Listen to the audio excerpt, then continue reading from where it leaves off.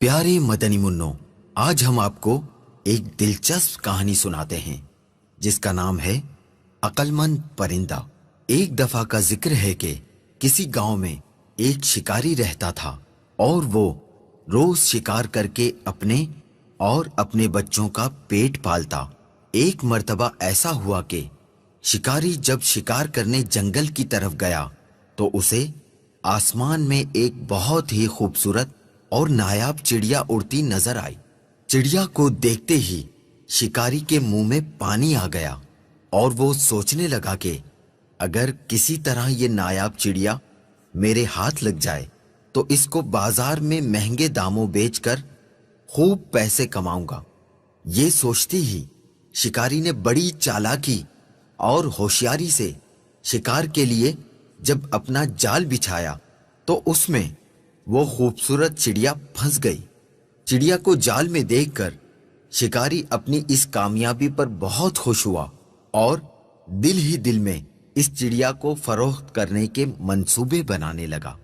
چڑیا جال سے باہر نکلنے کے لیے خوب پھڑپھڑانے لگی، لیکن جب چڑیا کی ساری کوششیں ناکام ہو گئیں اور اسے جال سے آزاد ہونے کی کوئی صورت نظر نہ آئی تو اس نے مایوس ہونے کے بجائے بڑے اطمینان سے شکاری کی طرف دیکھا اور کہنے لگی، اے عقل مند اور بھلے انسان، ذرا میری بات تو سنو۔ مجھ چھوٹی اور ننھی سی چڑیا کو پکڑ کر آپ کو کوئی فائدہ نہیں ہونے والا، کیونکہ اگر تم مجھے ذبح بھی کرتے ہو تو میرے تھوڑے سے گوشت اور گنتی کے چند نرم و نازک ہڈیوں سے تمہارا کیا بنے گا؟ اور اگر تم مجھے بازار میں فروخت بھی کرتے ہو تو تمہیں کتنا میں ملے گا؟ لیکن اگر تم میری بات مانو اور مجھے اس قید سے آزاد کر دو، میں تمہیں اس کے بدلے 3 ایسی قیمتی اور انمول نصیحتیں کروں گی جو ہمیشہ تمہارے کام آئیں گی۔ ان میں سے پہلی نصیحت تو میں تمہارے ہاتھ پر بیٹھ کر کروں گی، اور وہ نصیحت ایسی ہوگی جسے سن کر تمہارا خون خوشی سے اور بڑھ جائے گا۔ اور دوسری نصیحت دیوار پر بیٹھ کے کروں گی جو بہت ہی اعلیٰ اور کارآمد ہوگی۔ اس کے بعد تیسری اور آخری نصیحت درخت کی شاخ پر بیٹھ کر کروں گی۔ اس لیے اب تمہاری عقل مندی کا یہی تقاضا ہے کہ تم مجھے آزاد کر دو اور میری ان تینوں نصیحتوں پر عمل کر کے دنیا میں بڑا نام کماؤ۔ شکاری نے چڑیا کی یہ پیشکش سن کر تھوڑی دیر سوچنے اور غور کرنے کے بعد اس کی بات مانتے ہوئے جال کی رسی کھول دی۔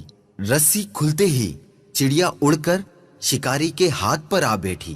پہلی نصیحت کرتے ہوئے کہنے لگی، کسی بھی ناممکن بات پر کبھی یقین نہ کرنا، چاہے کوئی بھی کہے۔ یہ کہہ کر چڑیا اپنے وعدے کے مطابق پھر سے اڑی اور دیوار پر جا بیٹھی۔ وہیں سے دوسری نصیحت کرنے لگی، گزری ہوئی کسی بھی بات کا غم کبھی نہ کرنا۔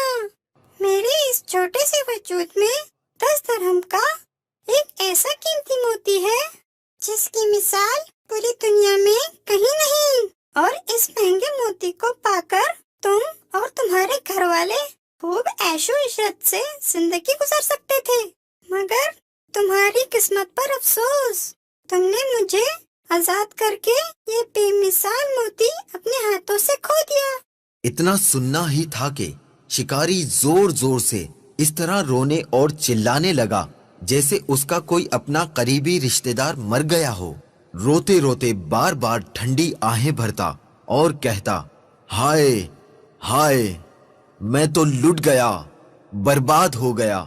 ارے مجھ بے وقوف نے یہ کیا کر دیا، ہاتھ آئے خزانے کو کھو دیا، ایسی نادر چڑیا کو کیوں آزاد کر دیا۔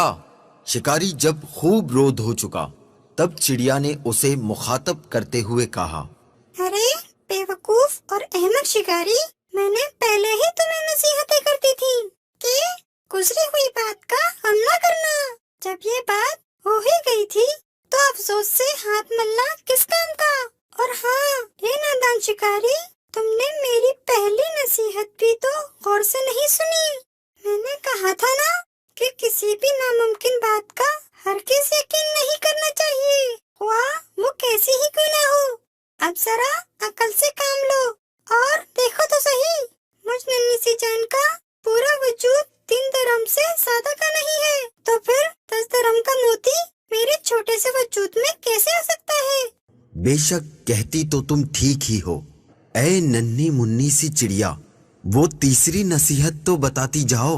ارے بھائی، تم نے میری پہلی 2 نصیحتوں پر کون سا عمل کر لیا جو مجھ سے تیسری نصیحت بھی سننا چاہتے ہو؟ وہ قیمتی نصیحت تم جیسے نادان انسان کے لیے نہیں ہے۔ یہ کہتے ہی وہ چڑیا پھر سے اڑ گئی اور شکاری اس کو دیکھتا ہی رہ گیا۔ پیارے مدنی منو، دیکھا آپ نے وہ ننھی سی چڑیا کیسے اپنی دانائی یعنی عقل مندی سے اس شکاری سے اپنی جان بچانے میں کامیاب ہو گئی۔ اس کہانی سے ہمیں یہ سبق ملا کہ عقل مندی اللہ عز و جل کا بہت بڑا انعام ہے، اسے وقت پر استعمال کرنا فائدہ مند رہتا ہے، اور کسی احمق اور بے وقوف کو نصیحت کرنا ایسا ہے جیسے بنجر یعنی بیکار زمین میں بیج ڈالنا۔ حکمت و دانائی۔ حضرت سیدنا ابو ہریرہ رضی اللہ تعالی عنہ سے روایت ہے کہ شہنشاہ مدینہ قرار قلب و سینہ صاحب معطر پسینہ فیض گنجینہ صلی اللہ تعالی علیہ وآلہ وسلم نے ارشاد فرمایا کہ حکمت مومن کا گمشدہ خزانہ ہے، لہذا مومن اسے جہاں پائے وہیں اس کا زیادہ حقدار ہے۔